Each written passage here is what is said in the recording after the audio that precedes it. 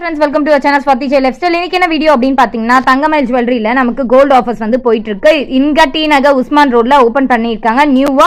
இத்தனை நாள் நம்ம எல்லாருமே தங்கமயில் இல்ல சென்னையில அப்படின்றது நிறைய பேர் கூட கவலையா இருந்துச்சு. இப்போ February 23, 2025 ஓபன் பண்ணிருக்காங்க. கோல்டோட ஆஃபர்ஸ் பாத்தீங்கன்னா ஒவ்வொரு 10 கிராம் தங்கத்திற்கும் பாத்தீங்கன்னா அரை கிராம் வந்து தங்க நாணயம் வந்து பரிசா கொடுத்துட்டு இருக்காங்க.